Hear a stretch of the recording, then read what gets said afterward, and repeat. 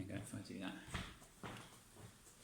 Okay, so I'm just going to plug the mains power in, just ensure the anaesthetic machine has got mains power, and there'll also be a backup battery that will charge whilst while the mains are plugged in. And then I'm going to plug in the active gas scavenging and the medical air. And these all have, these are Schroeder valves, and then at the end of the hose are the Schroeder probes, and they're all size and shape specific, so you can't put the wrong hose into the wrong valve. I'm going to come around the front and just turn the anaesthetic machine on. Just turn the oxygen up. Now I'm going to do my oxygen failure alarm check. So unplug the oxygen.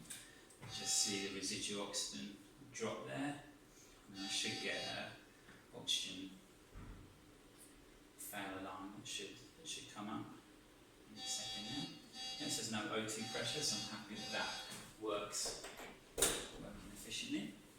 I'm just going to come to the back of the machine, and I've got 3 yokes where I can put 3 cylinders. I've got oxygen, nitrous oxide and medical air, and each of the yokes is specific for each of the cylinders. So there's a pin index system, so numbers run from 1 to 6 and unique to each cylinder, and that just means that I can't put the wrong cylinder onto the wrong yoke. So I'm going to turn them on and then come around to the front of the machine and just check my pipeline pressures are between 4 and 5 bar, which they are, and then I'm going to check my cylinder pressures, and they're all at least 1/4 full, and if they were less than 1/4 full, I would I'd put them in a new cylinder. Okay, so I'm going to come around to here, and I'm just going to turn all the cylinders off so that they're not leaking, and I'm just going to check that I've got an amp gag as well, and just so I've got an alternate means of ventilating the patient if there's some sort of catastrophic power or gas failure. I'm then going to check my suction. So I'd obviously have a packet on the end of the yanker, and I would occlude that and just turn the suction on and just check that I've got a minimum of 500 mils of negative pressure. I have, so I'm happy that the suction is working effectively.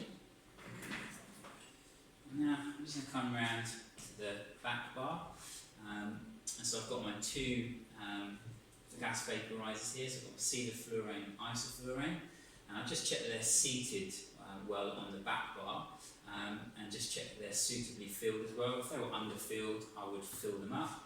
And there's an interlocking pin system here, and this means that if I turn one of the vaporisers on, it pushes a pin across, and that means that I can't turn on the other vaporiser. And I do that to both vaporisers. And as I say, just check that the seals are intact, because when you're moving vaporisers and exchanging them for other vaporisers, you can damage the seals, and they can be a source of leak. So I'm happy with this section here. So I'm going to go over to the flow meters and bobbins, and I'm going to turn flow meters up to at least 2/3 up, and just to check that I've got gas flow. And this will be indicated by the fact that they're spinning, and I can tell that they're spinning because there's a white dot on each of the bobbins, and so I'm happy that there's gas flow in each of the flow meter tubes there. So I'm going to turn them all off, and I'm going to just check the hypoxic guard. So if I turn up nitrous oxide, I've also got oxygen being delivered as well. And if I turn the oxygen off, then the nitrous oxide comes down as well. And that's just to ensure that I can't deliver a hypoxic mix to the patient. And obviously, if there's some sort of power failure or light failure, the knobs here, the O2 one is shaped differently, so it's larger and indented, and so I would be able to identify the oxygen one over the other 3. Okay, so I'm happy in this section. So what I'm going to do now is check my circuit. So I'm going to just press the O2 flush, and I'm just going to check that I've got flow going through there. So I'm happy that the O2 flush is working. And now I'm going to check the circuit. So I'm going to close the APL valve, and I'm going to make sure I haven't got any flow going through the circuit, and I'm just going to use the O2 flush to bring up 30 centimetres of water pressure, and just check that the bag and circuit are maintaining its pressure, which they are, and so that's just helping me to know that there's no leak in the circuit or the bag. So now I'm going to open up the APL valve, and I'm going to check the ventilator.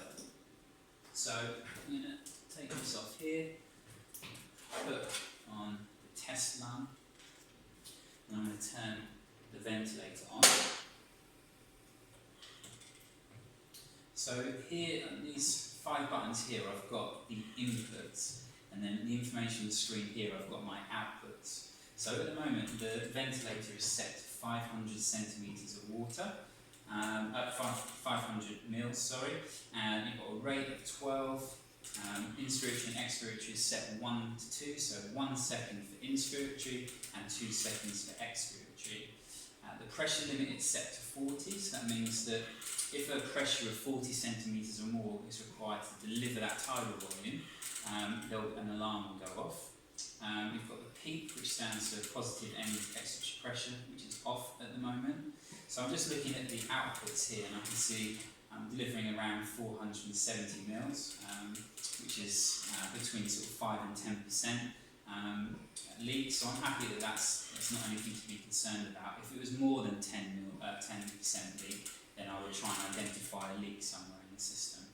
I'm delivering a frequency of 12, that corresponds to my rate. I've got my minute volume here of 5.6 litres, and that's just the tidal volume times the rate. And obviously here I'm checking at low flow, and that's just to ensure that if there was a leak in the circuit, I would be able to identify that. Otherwise, if I had too much flow going through the circuit, it would mask any leak that I might have. Okay, so I'm going to just leave that for another few seconds just to check that the ventilator is still delivering the correct volume, which it is. So I'm going to turn the ventilator off.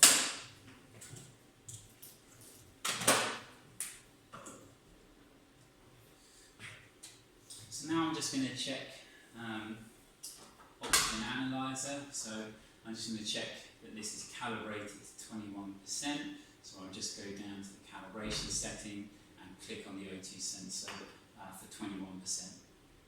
And then I might do, I think in our trust, do a 100% check each week. You always do the 21% check first. So I'm happy with that. And then I'm going to check the auxiliary common gas outlet. So if I use the O2 flush, I can tell that the gas flow has been directed to the auxiliary common gas outlet, and I'm happy that is working. So I'm going to switch that back up. And then here I've got the soda line. So in our trust, you usually change the soda line every Friday just to ensure that it doesn't get exhausted. One of the clinical indicators that the soda line has been exhausted is that the FiCO2 is greater than 0.0, and the colour doesn't necessarily indicate that it's been fully exhausted or not. And then I'm going to just go around and check the scavenging. So providing the ball is in the green parameter, I'm happy that there's sufficient suction on the scavenging. If it was too high, that would mean that the suction is too great, and that could be affecting the ventilation of the patient. If it was too low, that would mean that we have insufficient suction, and so we wouldn't be scavenging the waste gases that we need to be. And then I'm just going to check for just let you know of any places where there might be a common source of a leak. So that might be the bag. Perhaps the bag was left on the floor. The cleaner might have run over it, so that might be one place and there might be a leak. Maybe someone who changed the circuits didn't make sure that all the circuits were plugged in properly, or the capnography and spirometry might not be done up properly, so I might check there. Obviously the rubber O-rings on the back bar could be another potential source of a leak. Might be the bellows have come loose, but they seem fine. So other than that, I think I'm done.